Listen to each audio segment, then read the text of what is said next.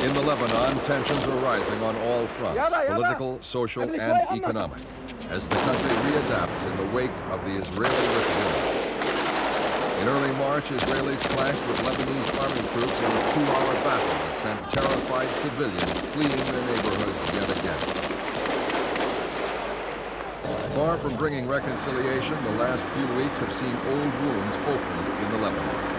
The Israelis continue to pull back in the south, but whole villages have become no-go areas as the Israelis withdraw painstakingly and painfully. They say they're protecting themselves against terrorists as they bring the boys home. Lebanese casualties have included many civilians. It's now a decade since the start of the civil war. During those 10 years, the Lebanese could only look forward to periods of peace in between weeks, sometimes months of violence. And now, the Lebanese economy is crumbling as well. From the air, Beirut looks like any modern city.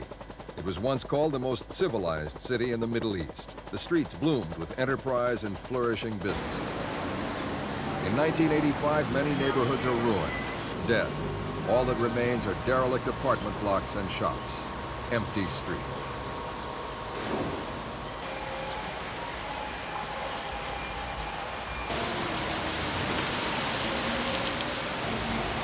Rusting padlocks are symbolic of a Lebanese economy that's reached rock bottom.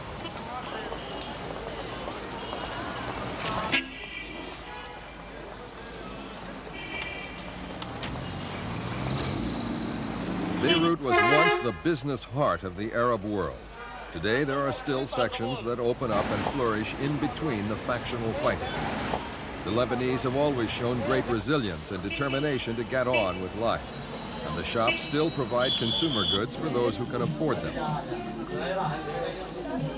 Beirut was once considered a fashion center, too, where women could count on the latest designer goods. But private power generators throbbing away on the streets contrast with signs advertising various international credit facilities. The real and shocking sign of the imminent collapse of the Lebanese economy came in early 1985. At the end of January, financiers recorded that the Lebanese currency, the pound, had no real value at all internationally. In the last 10 years, the Lebanese pound has dropped 84% against the dollar, a disaster in a country which depends so heavily on imports for its livelihood. The so-called National Government of Reconciliation is widely blamed for the decline of the Lebanese pound. The National Bank hasn't been able to do anything about it. The country's deficit is climbing daily. Rampant inflation and high unemployment have followed. January's inflation rate stood at 35%. Reconstruction is vital. The present damage in Beirut alone has been compared by some to Dresden after the saturation bombing of World War II. A few brave investors are going ahead, but government figures say it will take $33 billion to restore the city to its former glory. The South has suffered even more. A bleak picture was painted by officials after the Israeli occupation, especially here in Sidon. Besides the massive destruction, whole communities have been uprooted and the local economy is in ruins. Nabi Berri, the Shiite Muslim leader and minister for South Lebanon, says $12 billion worth of damage to the infrastructure and the agricultural sector has been recorded. The worst damage has been done since the 1982 Israeli invasion, he says. But with the Israeli withdrawal, the ports are busy again, and there is a real determination to rebuild in the south.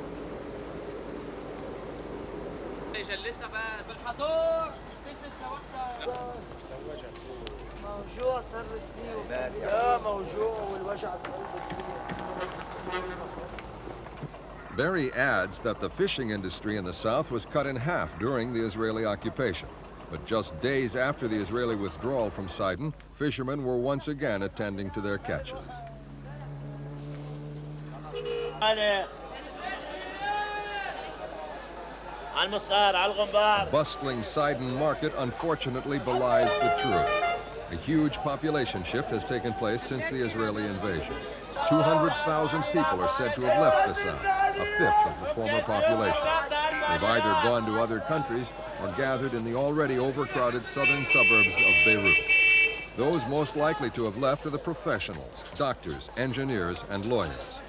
People recently interviewed in Sidon feel strongly about their political allegiances, but even more so about the future of the Lebanese economy. People interviewed are pessimistic about the future. They say the economic miracle is over, that rising inflation is the last straw. And according to some analysts, the country is firmly in the grip of an economic crisis, which they say could well lead to a social revolution. Or as one southern Lebanese businessman put it, the real war will be about the cost of basic goods. That is what people will fight for.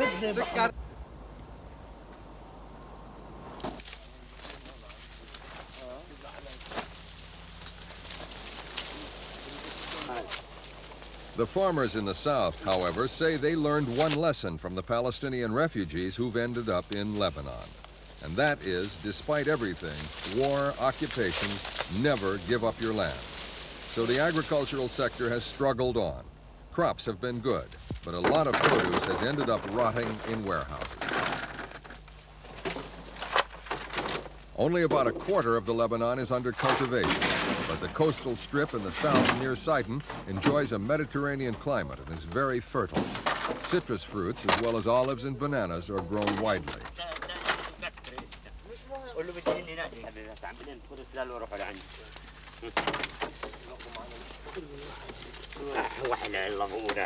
Lebanese governments have been unanimous in their support for the important agricultural sector and have got backing from various international agencies for improvements of the sector.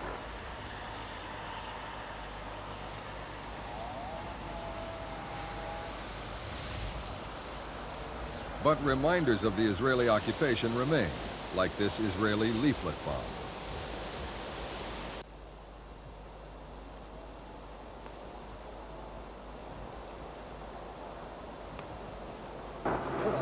One of the most crucial areas that has been destroyed in the agricultural sector is the marketing network.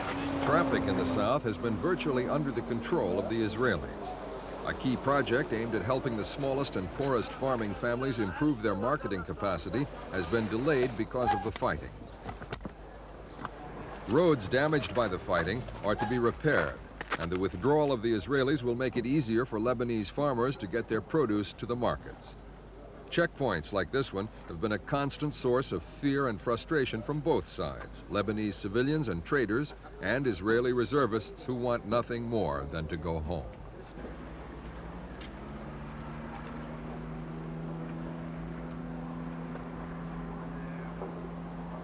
To make matters worse, Lebanon's energy supply has also been under threat. The Zaharani oil refinery in the south has only just now become fully operational again.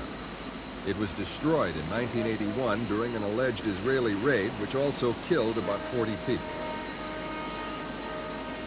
Many countries without their own energy supply have suffered during the international recession of the past decade, and so has Lebanon. The petroleum industry here has been caught up in a series of political and violent disputes at the cost of both revenue and availability of crude oil to the Lebanese economy. This has had a knock-on effect on the rest of Lebanon's struggling manufacturing sector.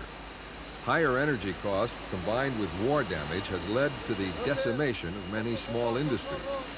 Israeli forces are said to have destroyed 25 of the country's major industrial units.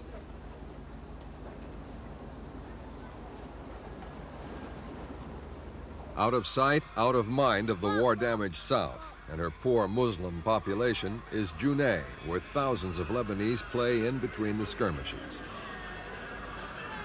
A whole generation of Christian Lebanese can probably scarcely remember a time when life was not constantly interrupted by internecine warfare. But despite it all, the Christian community has always remained a privileged and affluent group. When the ceasefires finally take effect, people in East Beirut stroll and enjoy all the pastimes of a modern civilized society. Ironically, people even watch the latest batch of violent foreign movies, as if to escape into unreal violence might salve the wounds of the real battles of daily life.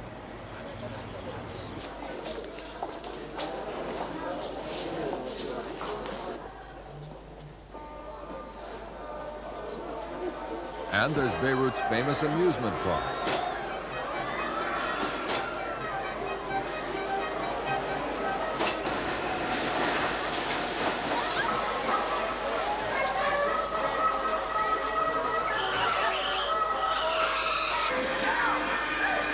Yeah, that's one of them swerving somebody.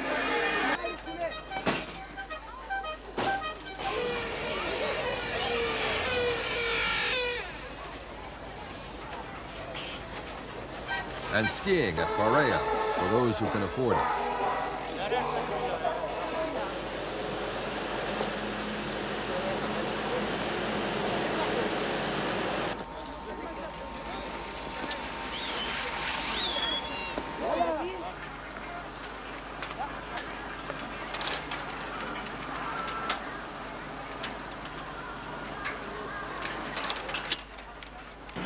Traffic jams in the city center are a good sign and mean life is getting back to normal. But behind it all, there's a general depression about the future, especially in Beirut, where there are reports of rising crime, which goes hand in hand with growing unemployment. Beirut has even been called a paradise of thieves. The question now is what's to become of Beirut with its bursting suburbs and its damaged infrastructure? Beirut's port is bustling, though, and the government is determined to pour revenues from this lucrative sector back into a reconstruction program.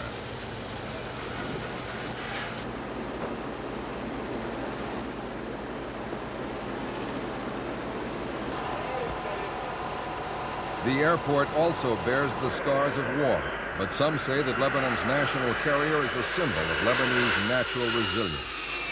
It's been literally almost bombarded out of business for years, but is determined to stay and fight its way back to profitability. Many hope that the economy can do the same, and that Lebanon will once again claim a place as a major business center in the world.